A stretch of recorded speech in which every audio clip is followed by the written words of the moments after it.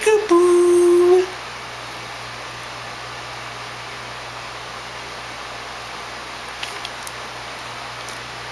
Records are cool. Did you know that? Records are cool. See, I miss the warm, rich sound of vinyl. See, records. Now, records always sounded to me so much better than CDs. They always did. Now, this is one of the first 45s I ever had. Do you know that? This is one of the first, this right here, this is one of the first 45s I ever had. It was, you know what it is? You know what this record is? It's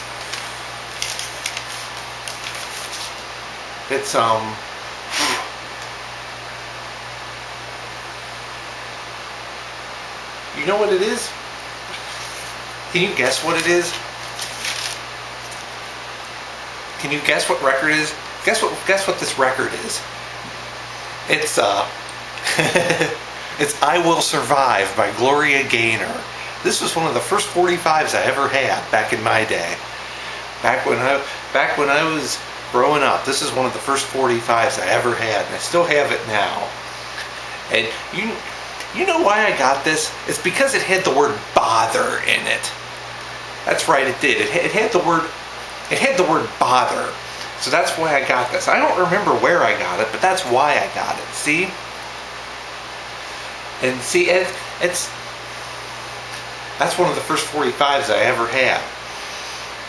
And it seems like it took a long time for me to find it too. It still has its original sleeve and everything. See, I Will Survive has survived. It has. See, it's this 45. It's survived several moves. It's survived being played on shoddy equipment that tears up 45s. It has. It's I Will Survive has truly survived.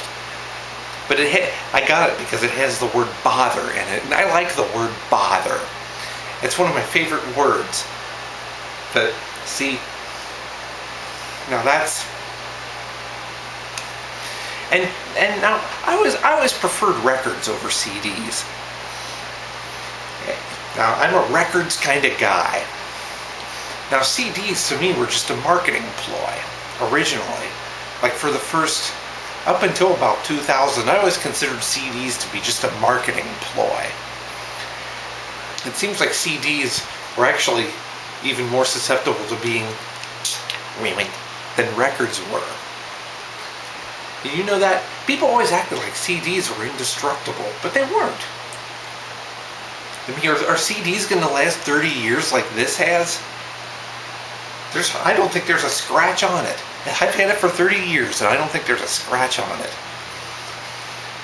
So, see, if it's all the times it's been played, and it still hasn't gotten ruined. Because that makes me mad when people come in here and try to destroy my collection of 45s. So, see, that's why I put it in the sleeve, to keep it from getting ruined. Now, if I hadn't put in the sleeve, it might have gotten ruined by now. But it hasn't, so it's still here to... It has a good flip side, too. I remember it had a good flip side. Substitute was the flip side. So see, actually, Substitute supposedly was the A side until stations started playing I Will Survive. But see, that's one of the first 45s that I ever had. It was very popular at the time. And I'm sure that it even did well on Casey Kasem's Countdown. So, now the thing about records, see, we played this on, I think it even survived the days when I had that Panasonic stereo that seemed to tear up records. I didn't have it for very long because I think it got, I probably took it back to Circuit City because there were other problems with it. But maybe I never even played it on that. But see, And also, I'm always finding CDs laying out in the road. See, now in my day, I never used to see records laying out in the road. But nowadays, people live in a throwaway society. They just take CDs and throw them out in the road all the time. I never used to see that with 45s. And I remember in high school, there's how people used to find like 45s in the library in high school. And then they take a pair of scissors and cut the 45s. I remember people doing that in high school.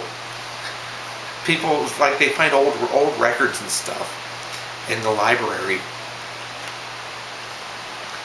And I didn't see them doing that with the scissors, but that's what they told me they did. Like, they said they found records laying out in the hallway, or outside the library, or in the library, or something in high school. So they took the records out of the library, and then they took scissors and cut them. So after that, the records were reaming. So now, the thing that annoyed me back in the late 80s was when people said that CDs were the wave of the future. Now I never switched. I didn't even start getting CDs until I realized it was easier to copy them onto a computer and make, because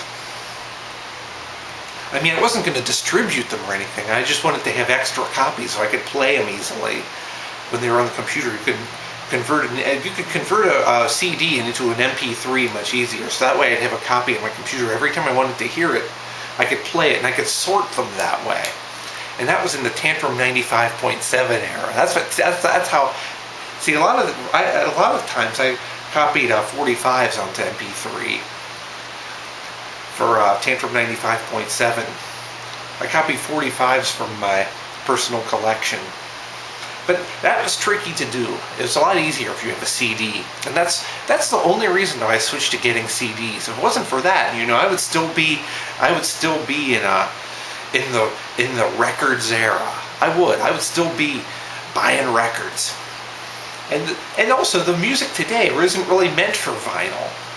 That the production elements.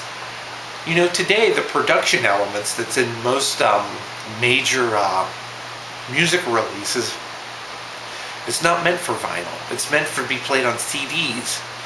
Like, I was looking at the top 10 list. I think I think the Foster the People song, that would probably sound pretty good on vinyl, but I don't know about the other ones. Now, the Foster the People song, that sounds like it was actually meant for vinyl, but I don't know if it has I don't think it's even out on 45 though. So the 45 era is dead when something like that's not even available on 45. So it seems like that would be, if there was one song that was out, one song today that was out on 45, it would probably be the Foster the People song that's in the top 10 now. But that would be, because that sounds like it's meant for 45s. Another, like back in the 60s, like songs were, like a lot of songs that were coming out then, like, were meant for like AM radio and monaural 45s. And later, like when this was made for like FM radio and stereo 45s. It's just a production element. I had a bunch of stereo records around the time of this, and I don't think they would even play on a monaural player. Because I remember trying many a time, and it just did not work out. It was a losing proposition to play a stereo record like this on a monaural player, as I learned the hard way. In fact, I remember, supposedly before then, stereo records used to come with a warning saying not to play them on a monaural player, and vice versa. So I don't know if it would probably them. So that's the story of records. Records are cool. I love you, records. Yeah, you're my little record. That's what you are. Yeah.